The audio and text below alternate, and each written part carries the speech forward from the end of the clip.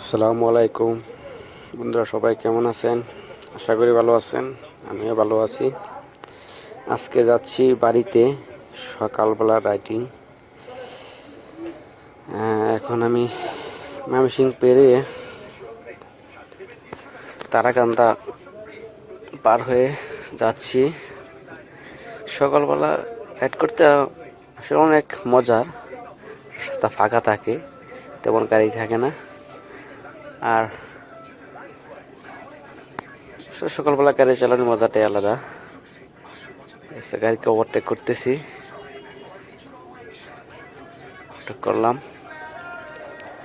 চালাচ্ছি। আসলে একটু গতিতে গাড়ি চালাচ্ছি, কিন্তু আসলে গতিতে চালানো ঠিক না। যত ক্ষতি তত ক্ষতি।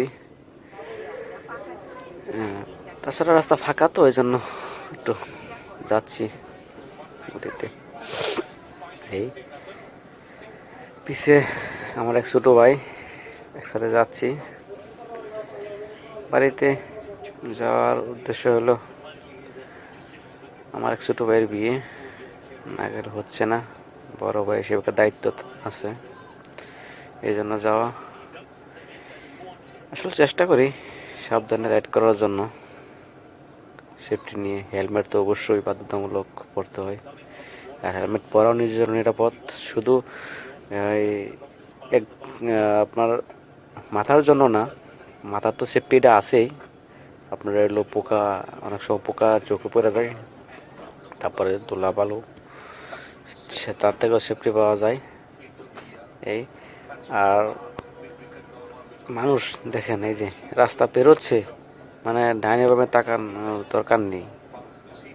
হ্যাঁ, এগুলা থেকে একটু সাবধানে চালাবেন। আমি চেষ্টা করি সাবধানে চালানোর জন্য।